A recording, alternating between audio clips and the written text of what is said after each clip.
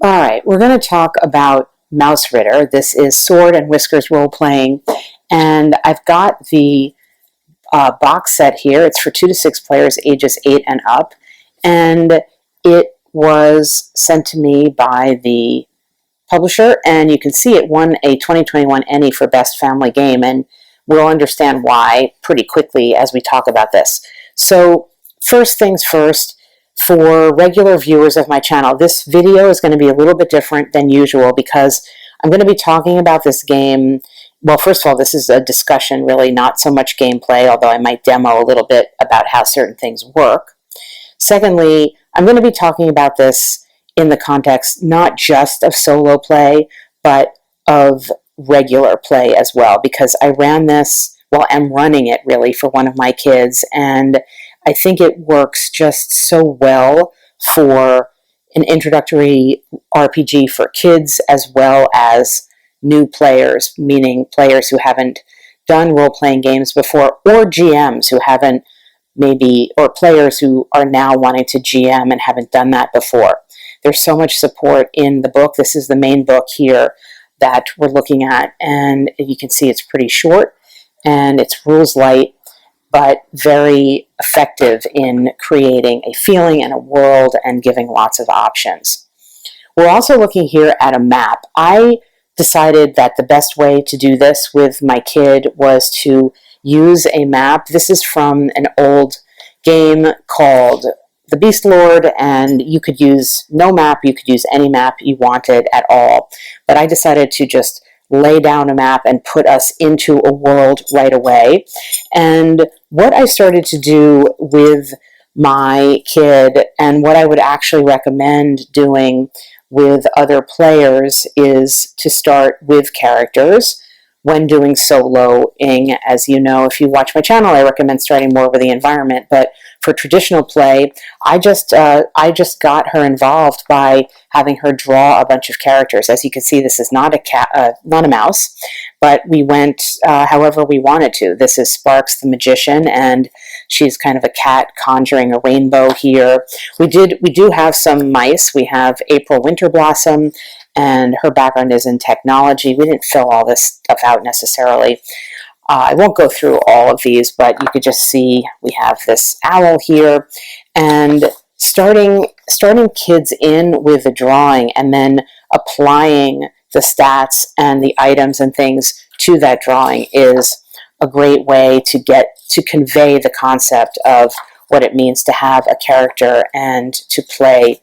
This is my favorite here. We have Bumble. This is Bumble, the magic making something or other, and when she was drawing it, we ended up with Bumble and her invisible sister because she made the imprint through with the pen by accident and wanted to throw this away, and I said, no, this is awesome, we can use this. So this is Bumble and her invisible sister.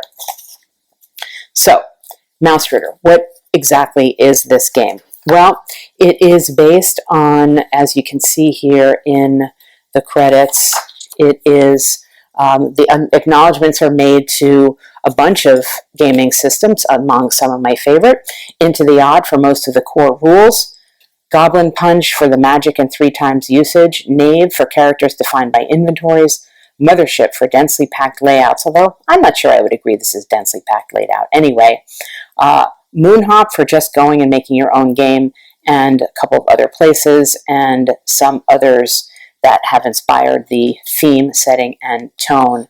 And here we can see the actual writing, illustration, design, editing, proofreading, etc. credits.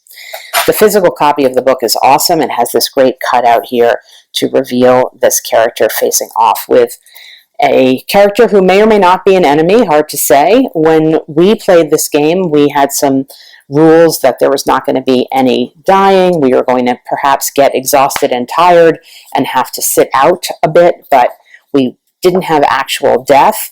And I had to make a few modifications sometimes on the random tables. There was one, I can't remember what table it was, but I rolled up something like a child's tooth that someone was carrying around, and I thought, well, that was a little much, at least for my kids, so I modified. But other than that, I would say it is pretty definitely family friendly.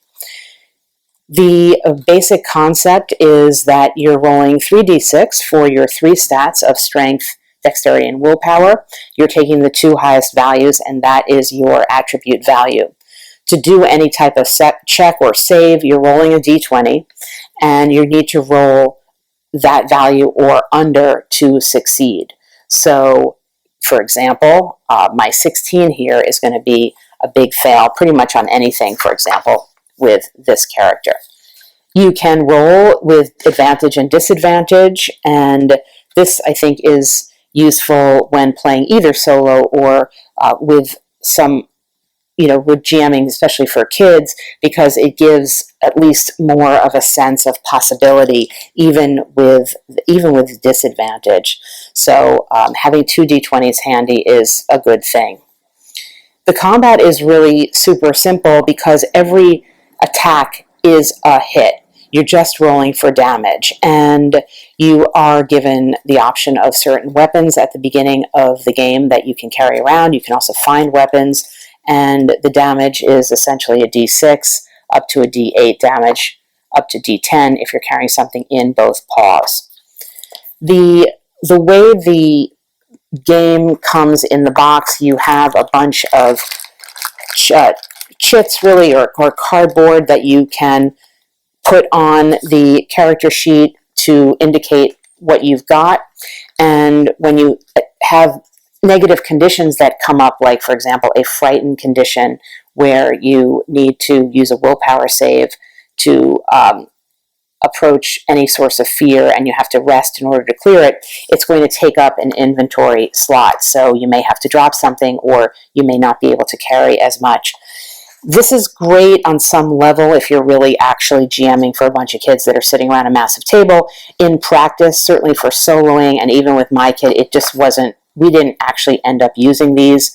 I ended up just keeping track of everything in my own notebook and writing stuff down so she knew what she had. But it does come with quite a few of these things, including, well, this comes from a special adventure, including things like torches and armor. There's some armor that takes up 2 slots, and they can be also, they have usage indicators, and it comes with a like a dry erase that you're meant to use. Again, that's not something that we would do, but you could mark up the usage on that as well. So it's for kids that want something that's a little bit more game-like, it does have that, but it doesn't come with any type of map or anything like that. So again, I suggest the first thing to do is to lay down some type of pleasing to look at world or map that can be the basis for your story.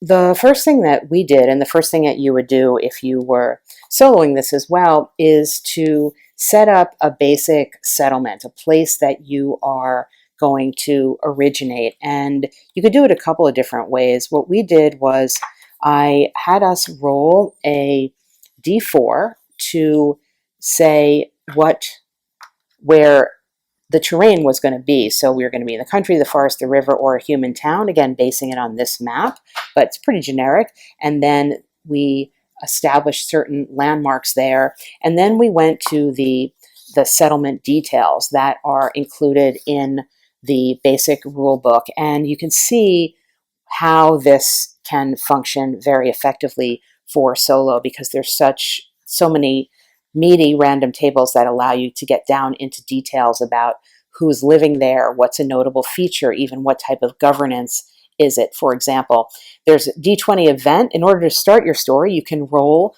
there's lots of different options. You could roll here for a D20 event and say, all of a sudden, there's a traveling theater troupe that arrives, and, well, what does that mean? Or you could go to the place in the book, at the end of the book, that is actually an adventure seed. So the adventure seed is going to give you can roll for a D66 creature who might be sort of either like a patron or the inciting person who has a problem with a complication, and take it from there. So just as an example here, we'll see what we could get. So we're going to be reading yellow and white. So we rolled a 43. So that's a prospector. And the prospector, what does he or she have to deal with? A 51. traveling to a new home. So perhaps there's a prospector coming through your section here. And what else we've got? Whoops.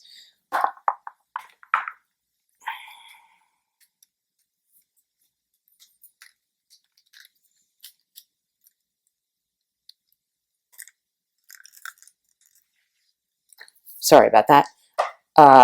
24, prospector traveling through, player mouse's friend is involved. So somebody, basically a stranger or a new person, is going to come to your settlement, and one of your characters will be involved.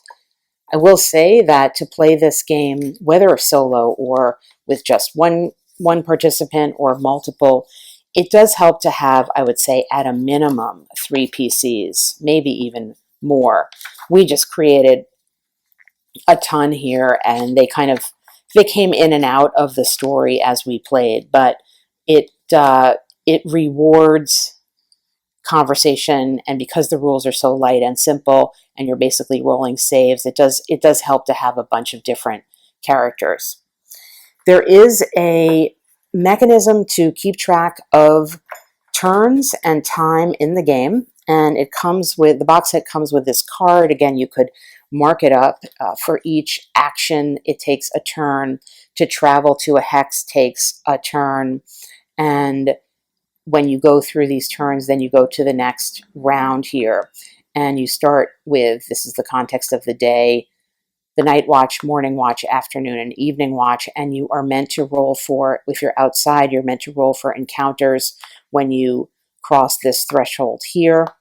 When you are in a space like a dungeon, you're meant to roll every 3 turns. So I use this to keep track of that time passing, and then a different little chit to keep track of the different actions. So essentially, I boiled it down to one character doing one thing was one action, and we kept track of it that way. There are resources in the game. There's torches. There are rations. We dispensed with that in our play. I think for solo play, especially to give a little tension and direction, like you have to forage for things or you could be running out of resources, you might want to keep better track of that than we did. For the encounters, what I did was I made my own D6 encounter table, and I said that if we rolled a 1 or a 2, we would have an enemy, and then I made my own enemy table. There is what amounts to a bestiary in here that has, let's see, where are they? Oh, creatures right here. I covered this up because my kid felt this was a scary drawing, so we covered that up, but I'll put that back. There is a bestiary here, and again, because of my own kid sensitivity, I eliminated the snake and the spider at the end, and I turned this into, I added a couple other creatures and made a D10 table. So for an encounter, if I rolled a 1 or 2 on a D6, then I would roll on the encounter table I made. If I rolled a 3, it meant we got to a new settlement, and we would go back to the settlement tables here to create that settlement. And we may, within the creation of this, decide that there is an NPC there that has some information to tell us about our story. If I rolled a 4, it was just a basic landmark, like a feature in the land here that may or may not be developed into something narrative, or might just appear like a row of dead trees. Perhaps we could search that. So for example, to do a search, you would do basically like a dexterity save if you wanted to do that. And on a success, you would produce some sort of item. I did make a search and find table. Then on the encounters, if we rolled a 5, you get to the search and find table. And I created my search and find table by populating it with different subtables to roll on. So the trinkets and the various unusual treasure, useful treasure, and valuable treasure were all parts of that. And then if we rolled a 5 or 6 on that D6 search and find table, we would encounter an NPC kind of with some useful information for us. And then I would build the NPC out of these tables here, which are the NPC tables. So you can see that basically the way I was structuring it for play with one other player is exactly the way you could do it for your own play, by creating a sequence of play and knowing where to go and what to roll on. And pretty much all the material came from this rule book. The only other thing I want to say about Mausritter in terms of the rules in the system concerns the magic system. There's a list of spells here, and basically the way that it works is that you assign d6s for the power that you're going to use to cast the spell. You roll them to cast at the outset of the spell, and for every d6 that shows a 4, 5, or 6, you have to mark one usage of the spell, and most spells come with, say, 3 usages. So you risk using up your spells every time you cast them, but the effects of the spell are dependent on those dice that you invest. So, for example, if you're going to roll the restoration spell to remove an exhausted or frightened condition, if you use 2 dice, you can remove it from 2 + 1 creatures in your party. If you roll with one die, you could only do 1 + 1 creatures, for example. And some of the other ones have to do with the length of a spell. So, for example, the catnip is going to last for the number of dice you assign turns. And in order to recharge or reuse each spell after it's used up, you have some condition for doing that. And some of these things are, it could be a little challenging to do if you're actually playing solo, because it says, for example, give away freely to a creature of another species. I mean, that aspect of it might not completely work, but you could certainly work that in if you're playing with and you're running this for a group.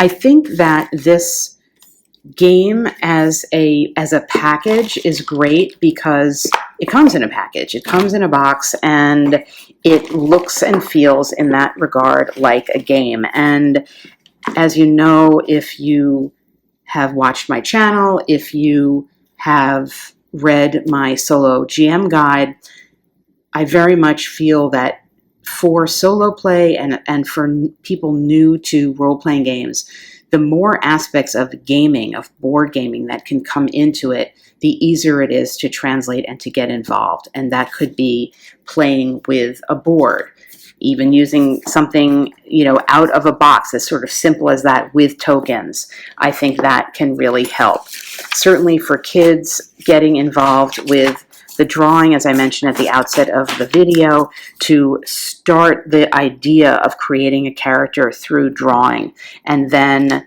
rolling up the attributes is a good one. The rules here are so light that I think they're pretty easily understood by gamers. It references 8 and up. My kid that I was playing with is not quite 8, and it was not an issue at all. The cooperative creation of the settlements, for example, as we look at that, this is the really cool GM screen that comes with it. The creation of the settlements together involves kids, players in the storytelling right from the outset, and having them roll and see even the tables that are used to generate the aspects of the settlement can be helped. We didn't get into this. There's a carried bric-a-brac table, which is basically a trinket table. And this was something that I did also right away after character creation we laid out all the characters. So we laid out all the characters that were drawn up, and then I had her roll the D6 and the D8, and then I told her what the item was. So in this case, that would be the stone pendant, a stone pendant of the mother. Well, I just would probably have said a stone pendant. And, this is that table that had the tooth. We rolled up tooth of a human child. I just went to the one below it because she wouldn't have liked that. But then what I did was I had her think about assigning that trinket to one of the characters. And based on that assignment, and as you can see, we didn't really use the character sheets for it. I kept notes of this. based on that assignment, we started to tell a story about our characters. So, for example, April Winterblossom was got a bunch of dried leaves in twine, and then my daughter was saying, like, well, she is going to be able to use those to make either a potion or a trap. Now, we didn't have potions or traps in this book per se, but that's something that the character then had and could be developed. So I think, following my suggestion that I've made, in multiple places, to start with a trinket in terms of building a character, works really well here too. So that's a look inside the Mausritter box set. I really recommend thinking about getting this game if you're interested either in running a game for kids or running a game for basically sort of non-RPGing people who are interested in playing an RPG but might not have interest in high fantasy or really want to deal with the heavy rules overhead of so many of those types of rule sets, or solo play. It works great for solo play because there are so many random tables. It's rules light. It's easy to create the framework for a sequence of play, and I'll put that up one more time. I've shown it a bunch of times in the video to walk you through how you can do basic, just walking through a situation and having enough natural places for encounters to arise, for opportunities to have searching and encounters with the landscape and finding things, to meet NPCs, to gain tasks or quests or things that, again, is built into the material here, because you do have in the back of this book, you have a whole section on adventure seeds, and you could get those and then build out your narrative from there. Can you describe your character? What's your character's name? April Winterblossom. And she has a background in technology. What does that mean? It means she used to work with robotics. Okay, so we're going to go through the character creation here. There's going to be 3 different stats, and the way we're going to do it is we're going to roll 3d6s, and we're going to take away the lowest dice and write that number. So why don't you give it a roll for the first one? And what did we get there? We got a 4, a 4, and a 2. So we'll take away the 2, and we have 4 and 4 is what? 8. 8. Okay, let's do this again. Give it another roll. And we got a 4, a 5, and a 2. So a 4 and a 5 is 9. 9. Great. So we have an 8 and a 9. And the last one? Ooh, 5, a 2, and a 1. So we got a 5 and a 2 is a what? 7. So we got a 7, an 8, and a 9 for the stats. Okay, so the next thing we're going to do is we're going to roll a d6 for our hit protection. So give that a roll. Whoops, we got a 1. All right, bummer. And we are going to also roll now a d6 for our starting pips, our starting money. So that was a 4. So we got a HP of 1 and pips of 4. So, our background is as a hedge witch. That's pretty cool. Now, our highest attribute is 9 or less, so we can roll on the background table again and take either item A or item B. I don't think we start with these spells. I have to check and clarify this, but I like the fact that we were a hedge witch. That's pretty cool. So April Winterblossom was a hedge witch, and now we're going to roll again 2d6 of different colors to see what options we can choose. So let's give that a roll. Whoops, okay, we got a 6 and a 3. So a 6 and a 3, the choices are we can get a bucket or wooden spikes. What would you like, a bucket or wooden spikes? Wooden spikes, please. Why do you want wooden spikes? They might be able to be a trap. All right, so we're going to take some wooden spikes for the hedge witch, April Winterblossom. And that basically is character creation, because we already, as you can see, started out with this great picture of April, and I think we'll just complete the inventory. We got some torches, rations, and it says 2 items from their background, so I'm wrong. So she is going to start with a healing spell. That's awesome, and an incense stick. And, oh, a weapon of our choice. All right, let's choose a weapon. Mouselet, what weapon would you like? The options here are improvised, which means basically whatever you can put together that does d6 damage, some type of light weapon, a light ranged weapon, heavy ranged weapons. The heavy ones you have to carry in both paws, which means you won't be able to have a paw free. And we do have a spell, so we might need a free paw. So I would say, what weapon would you like up here of these choices? So we're going to take a light weapon and put it in our main paw.